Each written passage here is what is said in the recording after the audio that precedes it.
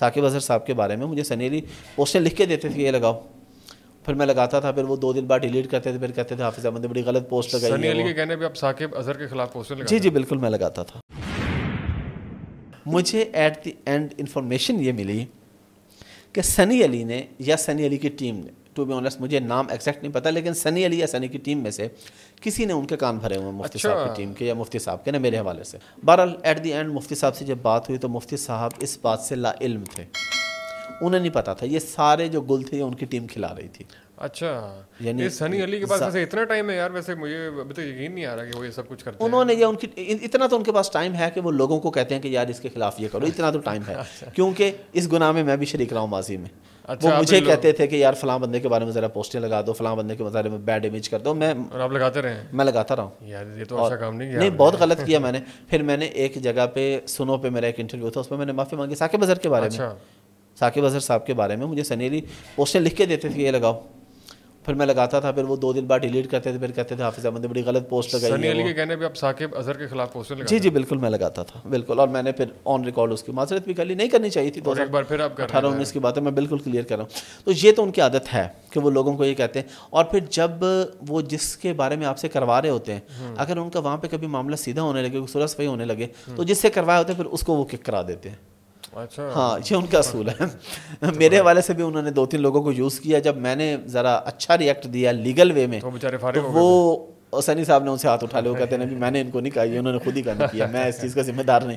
تو وہ ایسے کرتے ہیں, کروا لیتے ہیں لوگوں سے کام, اور جب کام ہو جاتا ہے تو پھر یہ تو کیونکہ میرے ساتھ ہوا ہے, میرے پاس اس کی چیٹس موجود ہیں. آپ نے جب پوڈ کاسٹ شروع کی, سنی صاحب کا جو ہے وہ ایک بڑی معروف ایک پوسٹ چلی کہ چھوڑو ای کامرس, پوڈ کاسٹیں شروع کر دو, ایسا کچھ تھا. نہیں, وہ پوسٹ تو یقیناً میرے لیے ہی تھی. اچھا, کہ ایشو بس ہم نے کچھ بزنس اکٹھے کیا تھا, اس میں کچھ مسائل ہوئے.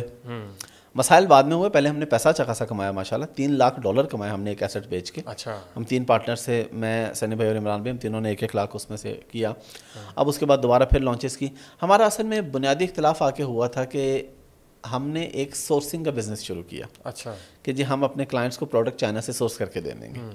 اب اس سورسنگ میں مجھے انہوں نے فرنٹ مین رکھا کہ آپ فرنٹ پہ لیڈ کریں گے اس کو سورسنگ کو, اور ہم بیک اینڈ پہ رہ کے آپ کی طرف لوگ بھیجیں گے, اس میں ہمارا کمیشن بھی ہوگا. میں نے کہا ٹھیک ہے. میں نے اب انہوں نے جہاں میری ڈیل کروانے, انہوں نے کہنا چاہیے حافظ احمد سے آپ پروڈکٹ لے لیں, حافظ احمد 3% اپنا کمیشن چارج کرے گا. میں نے تو سب کو بتا کے لیا 3%, لیکن ان لوگوں سے ایکچولی 10% لیا جاتا رہا. 7% وہ خود رکھ لیتے تھے اور 3 مجھے دے دیتے تھے. اب مجھے کیا پرابلم تھا, کمپنی کے اینڈ پہ 7% جو ہے ایکسٹرا لیا جاتا رہا, مطلب مارجن زیادہ ہو گیا اس میں کیا؟ ہاں ظاہری بات ہے. اب نہیں, پروڈکٹ جو بندہ خرید رہا ہے, جو اس کو $1.5 کی ملنی چاہیے, ایگزامپل دے رہا, تو اس بیچارے کو 2 کی ملتی رہی. اچھا اچھا اچھا. اب میں نے تو اپنا 3% بتا کے لیا کہ جی میں سروسز دے رہا ہوں, میں چائنا جاتا رہا ہوں, میرے چکر لگتے رہے, ٹکٹ ہے, ہوٹل ہے, ویزا کے چارجز ہیں, وہاں جا کے میں نے رکنا ہے, میں اپنا ٹائم دے رہا ہوں, تو میرا حق بنتا ہے نا. اب کوئی بندہ آپ کو کہ مجھے پروڈکٹ یا مجھے یہ پروڈکٹ چاہیے, آپ اس کے لیے 1.5 مہینہ ورکنگ کریں تو اس کو اتنے کی تو نا بیچیں گے جتنے کی آپ نے لی ہوگی. لیکن یہ لوگ بیک اینڈ پہ پروفٹ لے رہے تھے لیکن سامنے نہیں تھے. اب کچھ کنٹینرز میں ایشو آ گیا, چائنا سے کنٹینر غلط چلے گئے. اچھا, پروڈکٹ جو تھی نا اس کے اندر کوئی ایک ٹائز ہوتی ہیں, وہ ٹائی اس کے اندر ایڈ نہیں تھی, ایک پروڈکٹ تھی ڈوور سیٹ اس کے اندر. اب جب وہ مسئلہ بنا, نیگیٹو ریویوز آئے, تو انہوں نے میرے پہ چڑھائی کر دی. زوم سیشن میں بھی اور ہر جگہ پہ انہوں نے کہا جی حافظ احمد کا قصور ہے. انٹرنل میٹنگ میں وہاں پہ انہوں نے یہ نہیں بتایا کہ ہم بھی اس کے پارٹنر ہیں. انہوں نے کہا یہ تو حافظ احمد ہی ذمہ دار ہے بس اس سارے مسئلے کا. اچھا, یہاں سے بنیادی اختلاف شروع ہوا. پھر وہ کافی عرصہ میرے خلاف پوسٹیں لگاتے رہے اور بڑا کچھ کرتے رہے. کمپنی کو چھوڑ دیا اس موقع پہ آپ نے, ان کی کمپنی کو چھوڑ دیا؟ ہاں, ان کی کمپنی میں پہلے بھی نہیں تھا. اچھا, وہ ایک تھرڈ کمپنی تھی ہماری, ایک تھرڈ کمپنی تھی جس کو بنا کے ہم لوگ یہ بزنس کر رہے تھے. اس کے بعد پھر میں نے اپنا سارا کچھ سیپریٹ کر لیا. جب یہ مسائل ہوئے تو انہوں نے پوسٹیں میرے خلاف لگانا شروع کر دیں, کبھی کوئی میرے ساتھ فراڈ کیا, اس نے یہ کیا وہ کیا. اب بھائی میرے ساتھ اگر کوئی بندہ فراڈ کرے گا, میں پوسٹیں تو نہیں لگاؤں گا, میں سیدھا کورٹ میں جاؤں گا, اس پہ کیس ٹھوکوں گا اور میں کہوں گا آؤ بھائی یہ میرے پیسے ہیں, یہ میرے پاس ثبوت ہے, یہ اس نے لیے ہیں, واپس کریں.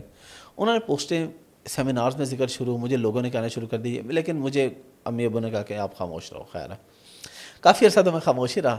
جب وہ بہت زیادہ ہو گئے تو پھر ایک دن میں بول پڑا کہ وہ چائنیز لڑکی ادھر آئی تھی, وہ آپ سے ملی, تو وہ کیا سین تھا. میں نے پھر سارا کچھ یہ جو آپ کو بتا رہا ہوں بتا کے رکھ دیا. جب بتایا تو اس کے بعد نا ان کی طبیعت ذرا ٹھیک ہو گئی. 2-3 مہینے وہ سیٹ رہے. اب پھر میں نے سنا ہے کہ ہلکا پھلکا کوئی پر مار رہے ہیں, تو یار ظاہری بات ہے ایک بندے کو پرابلم تو ہوگا. جب آپ اس کے ساتھ کام کریں اور پھر آپ ماشاءاللہ اسے اچھا کام کرنے لگ جائیں, پھر آپ کی پوڈ کاسٹ شروع ہو جائے اور وہ ملینز میں جانے لگ جائے, نہیں پوڈ کاسٹروں تو کافی لوگوں کو پریشان کر دیا آپ نے. نہیں میں یہ نہیں کہتا, نہ میں اس لیے کر رہا ہوں, اللہ کا کرم ہے, لیکن جن لوگوں کو پرابلم نہیں ہونی چاہیے یار, اللہ کا کرم ہے, تم بھی شروع کر لو, ہو سکتا ہے تمہاری بھی چل جائے انشاءاللہ.